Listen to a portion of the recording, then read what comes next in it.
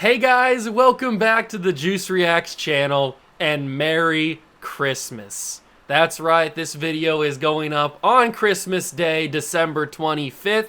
If you celebrate Christmas, Merry Christmas, Happy Holidays. If you celebrate Hanukkah or Kwanzaa or any other holiday that I don't know about or I'm just not aware of, have a wonderful time. Or if you don't celebrate any holidays, just have a regular good day. But it is, for me at least, and for a lot of people around the world, it is Christmas Day, and that can only mean one thing. Santa Juice has got a delivery. Yes, we are going to be ranking the top 10 moments from High School Musical, the series, Season 2, Episode number 1. Yes, I know, Season 2 is not the greatest season. It's a sore spot for a lot of the HSM TMTS fans, including myself. Season 2 is not great, but it is the only episode that solely focuses on the Christmas time period and then into the New Year's time period. Now, I do want to preface this by saying that word right, preface this.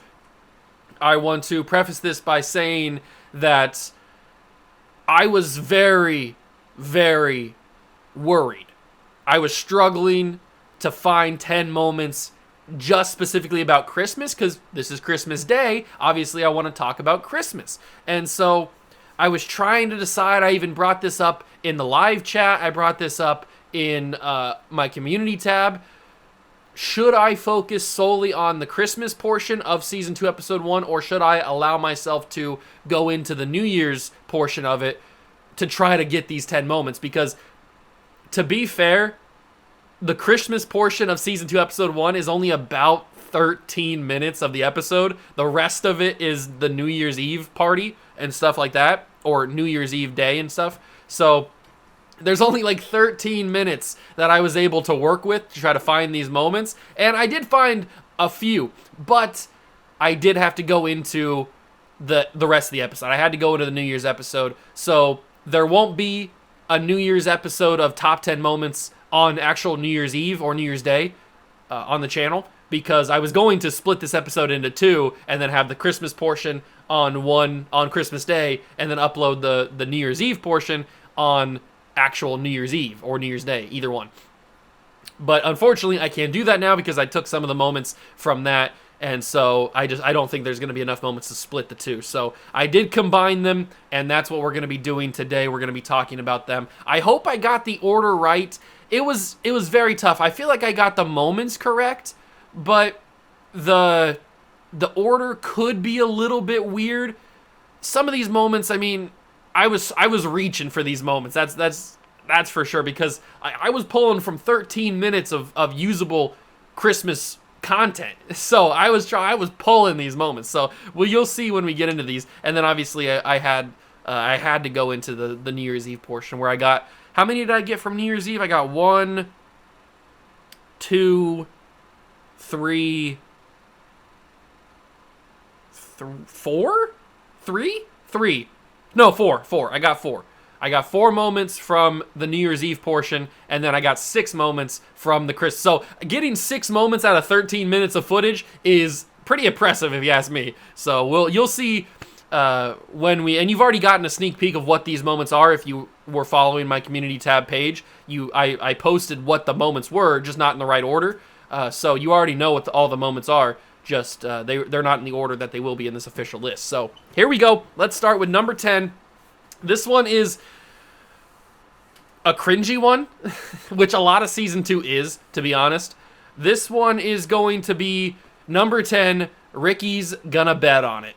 Yes, I know, not many people enjoyed Ricky's rendition of Bet on It. Now, to be fair, the version that he does in Big Red's basement is better than the version he does, obviously, at the auditions, but that we only get to see like the very end of it, and he's just not into it because Nini's not going to be doing the auditions. She's already in Denver, so he's just depressed, and he's not into it all the way. He doesn't even want to do the audition, so he's just like he's giving half effort and all that stuff. So the audition version of it, and we only get like 2 seconds of it anyway, so it's not good. Not good at all. But I'm not saying that the version in Big Red's Basement's good either. It's not that good. It's bad. It's just like weird mixing. The audio's not great. He doesn't sound confident when he's doing it. Now, obviously, when you get on Spotify or in the soundtrack with all the songs, that version is a lot better because he's in a soundstage. He's got no noise around him. He's just singing with his voice, and obviously, and he does a really good job. So the soundtrack version of Ricky doing Bet on It is much better, miles better than what either version he does on the actual show. But since I had to pick some moments, I picked this one because it is cringy, but it is one of my favorite songs from the original trilogy. Even though it gets clowned on and gets memed a lot because for obvious reasons, for valid reasons, but I enjoy it. So I had to put it on here because of Big Red's face when he's watching Ricky do it, and it's just I had to put it on here. So it's gonna go number 10. Number 9 is going to be a little bit of a wordy one. Number 9 is Gina gets to have 100 sleepovers in a row. Now, if you're not familiar with what I'm talking about here, this is a line that Gina says where she is doing her little like side interview thing that they do. And she's talking about how she gets to move in with Ashlyn because her mom allowed her to. She went down to Louisiana and her mom allowed her to stay with Ashlyn so she doesn't have to transfer schools again, which is something Gina was doing so often before she got to East High. And so when she's doing the interview, they're talking about how they're gonna have a bunch of sleepovers and stuff because they're like best friends and all that stuff. So she was saying that I get to have like 100 sleepovers in a row. She's never had one before, so now she gets to have like 100 of them. It's just like a great thing, and she's trying to act like she's not freaking out, but we know that she's really just like screaming internally inside, and she's not covering it very well. She's showing it on her face pretty obviously.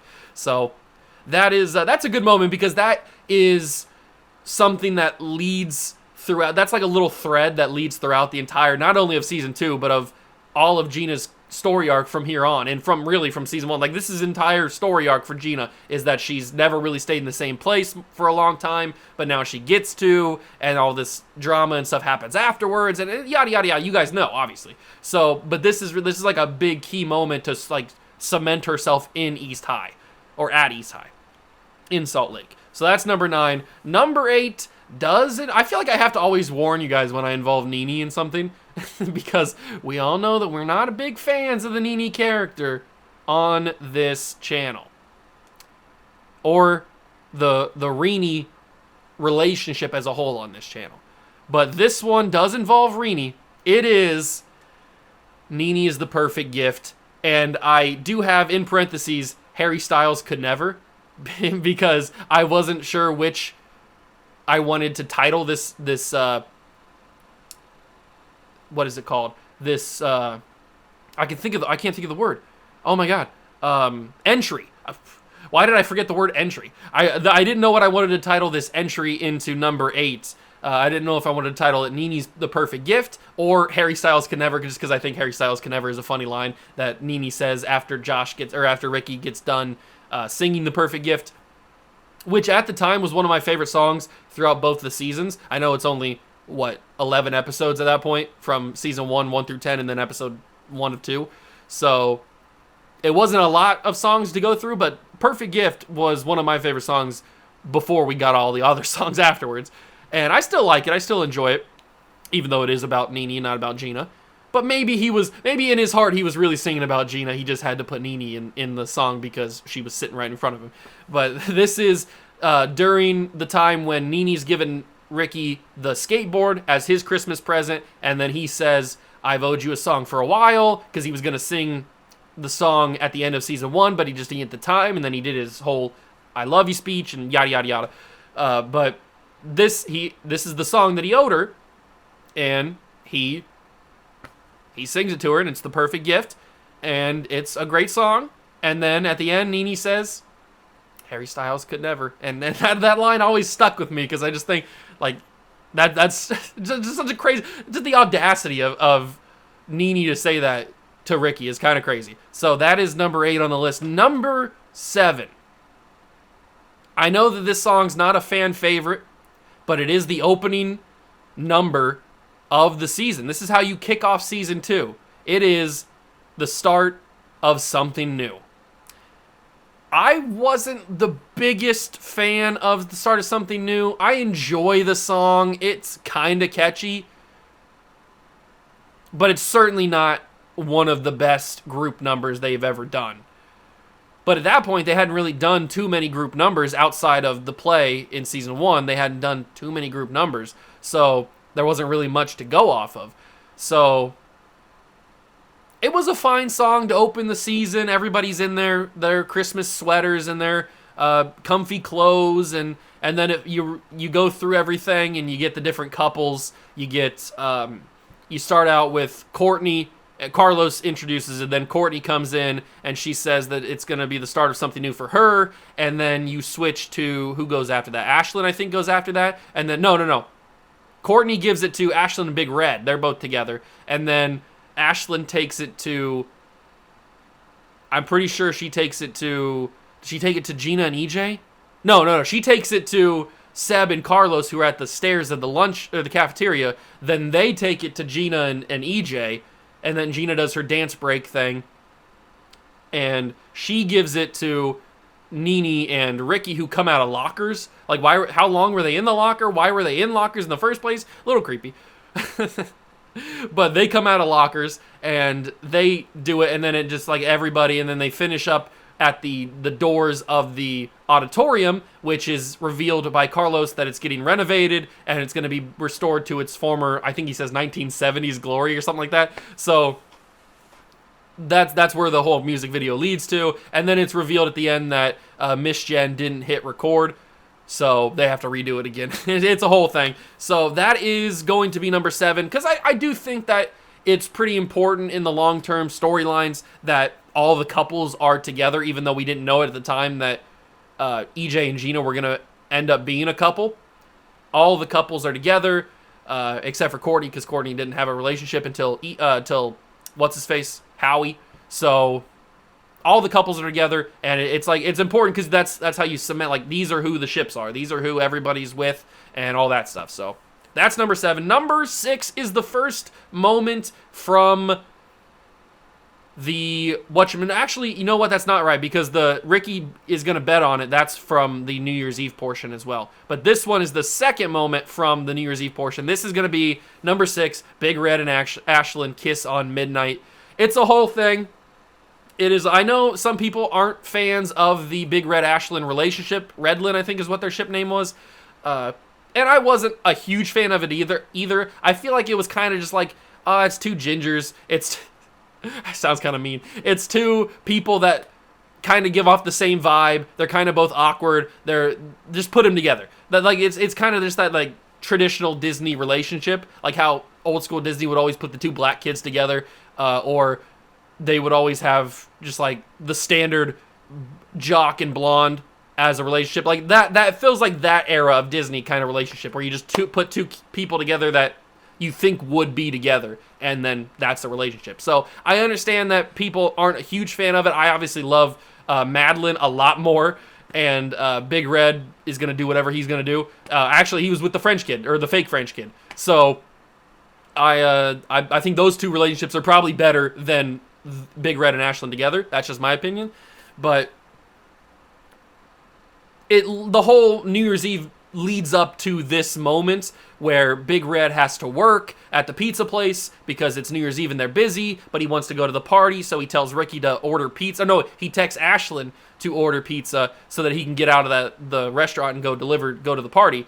And then he puts on Throb because Ricky tells him to bet on it, and that was the dumbest mistake he ever made. I don't know why Ricky ever thought Throb was going to work. Again, it didn't work the first time. It's not going to work the second time. So I don't know why he thought that it was going to work for Big Red.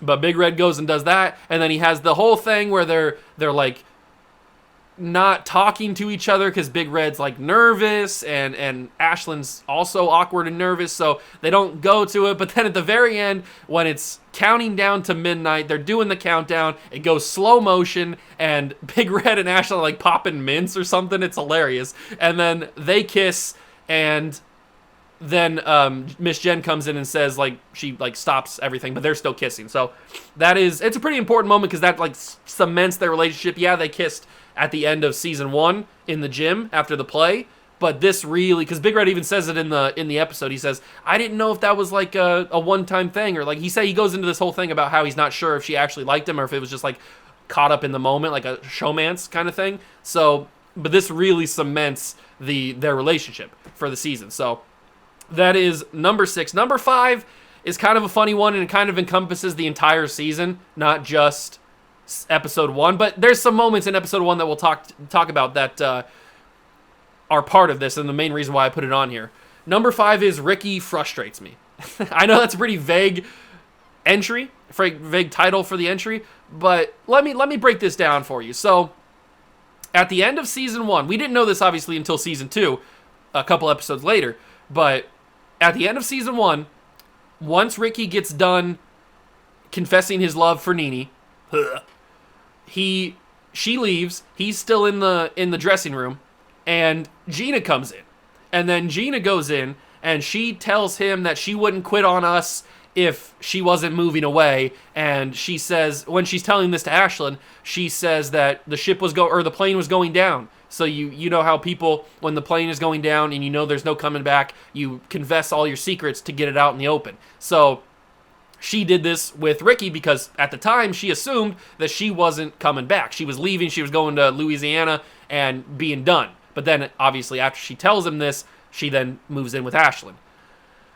But she tells him that she wants a relationship with him and she wouldn't quit if she didn't have to leave. And Ricky just like he says he's okay. Like Ricky is weird, so weird in this. I understand it because like, what are you gonna say to that? Some girl you just got done confessing your love to another girl, and then this girl comes in and says that she likes you and she wouldn't like she wants a relationship, but she's leaving. Like it's a weird thing. I understand that he didn't know what to say. Then he hugs her, and then she's crying, and then it cuts to more of the season 2 episode where she's telling Ashlyn this, and then in that episode, Ashlyn says, have you talked to him about it since? And Gina says that he's so happy with Nene because Nene's back now. And it's frustrating. It's a whole thing. But the reason why I put it on here that Ricky frustrates me is because after he knew how Gina felt. And then he goes the entirety of season 2 and he just like flaunts it until they break up. Him and Nene break up. But he just like flaunts it in front of her. It is the most frustrating. You know that this girl just poured her feelings out to you. And then she ended up staying. And yet I understand that you can't show that you like another girl when you're in a relationship with another girl. Like I understand the difficulty that he was put in. But that's not the point. The point is that he like acted so rude and like so cold shoulder to Gina, even though he knows clearly how she feels about him. And he could have went about it another way. There's just so many different moments, like the quinceañera episode, and there's just so many different moments in season 2 before he breaks up with Nene, where he just like has no regard for Gina's feelings at all. He flaunts his relationship with Nene in her face, and it's really just, it's annoying, it's frustrating. I know that there's the moment in the Storm episode where they get locked in to the school, they get snowed in. I know there's the episode where he's trying not to tell, or he's telling Big Red not to tell Gina about it, the text that he wants to send to Nene, but then Big Red ends up saying it anyway, and it doesn't go well. I know that he was trying to protect her there, but for the most part, he was just like, he had no care in the world about her feelings, and we all know that I love Sophia Wiley so much that I couldn't see my girl Gina be in that spot. You know I hate crying Gina. That's the worst thing in the world. So to see her that emotional throughout the first few episodes of season 2 just is brutal. That's why season 2 sucks. It's not the only reason. It's one of the big reasons, and it's why Ricky frustrates me, because he just, Ricky. And season 2 Ricky, I've talked about this before, how season 2 Ricky, season 1 Ricky's like character progression was going smooth. It was like, oh yeah, he wants to go in the play, he wants to be a better person for Nini, and like all that stuff. It's good character progression. But then season 2, just blowing up in our faces with how he just becomes the relationship, and it's just red flags all over the place, gross, disgusting. Season 2 Ricky sucks, absolutely sucks. So then we get to season 3, he's redeemed, and then obviously season 4 is amazing. So Ricky frustrates me is a very good answer for number 5. Number 4 is going to be one of my favorite ones. It is the dawn of the age of Courtney. This is what she says when she's talking about how she's the only one that knows that, at the moment when she's talking about it, she's the only one that knows Nini's going off to Denver to go to Yak, and she's saying that she wants to get out there and she wants to get independent. She wants to maybe even get a job, get some financial independence and stuff like that. She wants to make more of herself than just being the sidekick to Nini or whatever she was. So this is really important, because this starts to build that Courtney character that we all know and love now, where she's confident, she's about it. She is her. She is the it girl of season 4, basically, other than Gina. And so this is really the foundation, the building blocks of her becoming that in season 4 is the dawn of the age of Courtney, where she's going to go get a job at Slices. She then eventually meets Howie. We go through all that, and we get to season 3 where she's got that anxiety and all that stuff. And that's really good character development for Courtney in season 3 and season 4. But season 2 is really where we start to get that stuff. Because in season 1, she's kind of like, I mean, I know we get little pieces of it where we learn that she can actually sing really well because she breaks the sound system. And we get like little pieces, like she's really good at drawing because she creates the costumes and all that stuff. And she's really talented, but we don't get a lot of it. We get little pieces, but we don't get a lot of it. And then season 2 is really where we start to focus on Courtney. She gets to become Mrs. Potts, and that's really where she starts to like come out of her shell and become the Courtney that we all love today. So that is number 4. Number 3, I didn't want to put this one on here, especially not this high, but I felt like I had to, because it's super important to the plot of not only season 2, but then on to season 3 and stuff. So this is going to be Nini gets into Yak.